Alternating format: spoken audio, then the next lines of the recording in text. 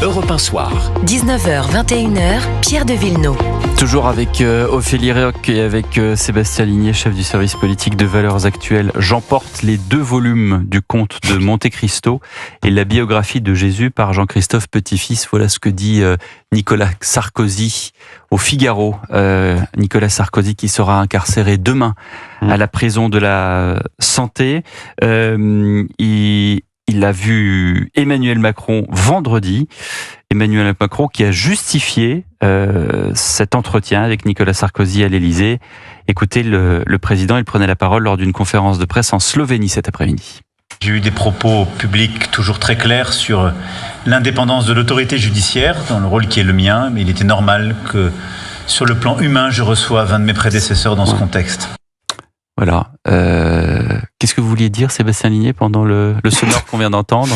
Non, j'ai été assez agréablement surpris du geste d'Emmanuel Macron, parce que quand on connaît un petit peu le passif et les relations, en tout cas récentes, entre le président et son prédécesseur, c'était loin d'être gagné. C'est quand même 2 hommes qui ont été très proches à un moment donné, au début du premier quinquennat d'Emmanuel Macron. Je pense que Nicolas Sarkozy se retrouvait quelque part dans Emmanuel Macron ou dans la promesse du macronisme, et Emmanuel Macron se retrouvait dans l'ambitieux et dans la force de Nicolas Sarkozy.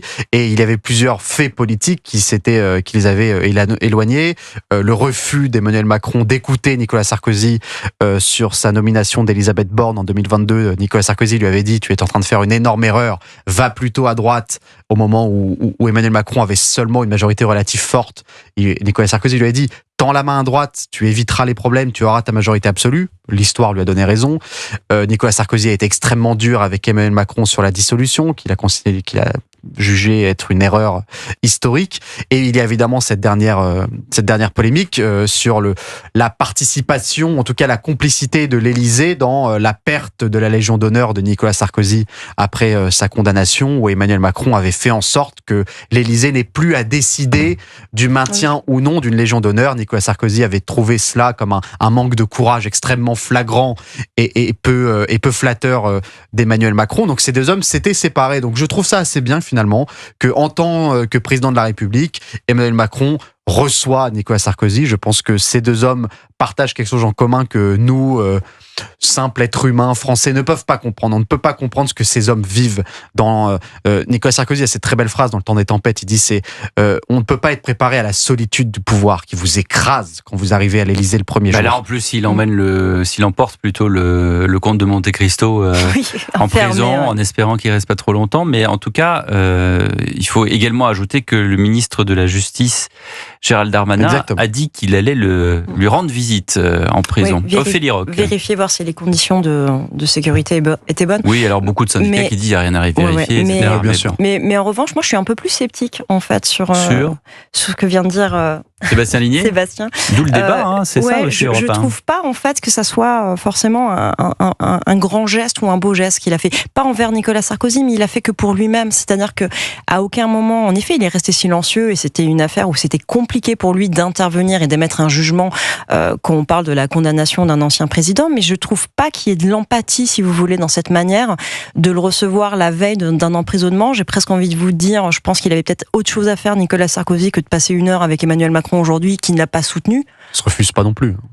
Qu'est-ce que ça changera pour lui ? Lui, il ne gagnera aucune image. Le seul qui va redorer son blason, c'est encore finalement Emmanuel Macron, parce qu'on va lui prêter un geste pseudo-humaniste. Moi, j'ai du mal à voir ça comme un geste de compassion. Moi, j'ai vraiment le sentiment que c'est qu'un acte marketing. Enfin, je vois pas l'humain derrière à aucun moment. Alors, je ne sais pas en effet. Je rejoins un peu Sébastien sur cette relation particulière qu'il y a entre 2 présidents. Je pense qu'il y a beaucoup de choses qui se passent pour avoir sans doute comme Sébastien beaucoup été à l'Élysée et beaucoup discuté avec les conseillers présidentiels, beaucoup discuté avec des présidents, beaucoup s'être entretenu avec leurs conseillers. Il y a quelque chose d'assez spécial qui se passe à l'Élysée. Il y a un truc en plus en fait. Il y a le lieu de pouvoir. Il y a un lieu de pouvoir. Le lieu de pouvoir vous écrase. Je veux dire, Nicolas Sarkozy, quand il rentre à l'Élysée en 2007, il a une grande carrière. Il a été ministre. Ça a été un homme de premier plan. Il était ministre de l'Intérieur, etc. Et quand il arrive pour la première fois à l'Élysée, il se rend compte qu'il est seul, qu'il n'y a plus personne au-dessus de lui. que finalement il n'y a que les Français dans ce groupe social un petit peu étrange qui reste au-dessus de lui. Donc c'est quelque chose d'extrêmement compliqué. Encore une fois, il y a eu une règle pendant très longtemps, c'est-à-dire qu'entre anciens présidents, on ne s'attaque pas. Alors bon, ces dernières années, on a vu qu'entre François Hollande et Emmanuel Macron, entre François Hollande et Nicolas Sarkozy, cette règle un petit peu universelle et tacite avait explosé. Mais je pense qu'elle existe quand même. Il y a un lien qui les réunit, tous ces hommes-là. Parce que je pense qu'au fond, il faut être un petit peu fou, il faut être un petit peu taré pour devenir président de la République. Et je pense qu'Emmanuel Macron s'est forcément posé la question, en regardant ce qui est arrivé à Nicolas Sarkozy, comment je réagirais si c'était moi ? Si après avoir été président de la République, on m'envoyait en prison, je suis même pas sûr qu'il ait ce degré d'empathie. Je suis même pas sûr qu'il arrive à se mettre à la place de Nicolas Sarkozy. Moi, j'ai l'impression que Emmanuel Macron le voit très bien. Je veux bien que les lieux de pouvoir rentrent seuls, et c'est sans doute une certitude absolue. Mais rien n'empêche non plus qu'ils ont une pléiade, une armée de conseillers. Ils peuvent toujours faire.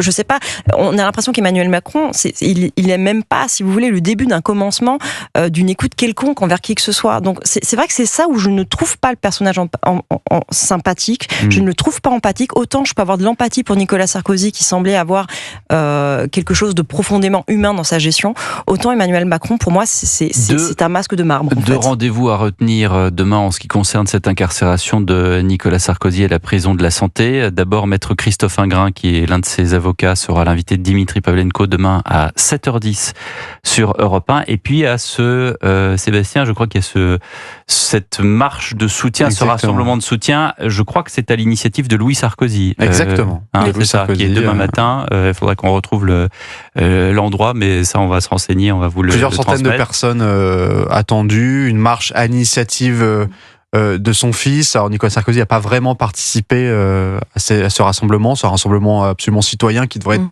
probablement assez dépolitisé, même si j'imagine que certains alliés, enfin anciens alliés politiques de Nicolas Sarkozy seront sur place.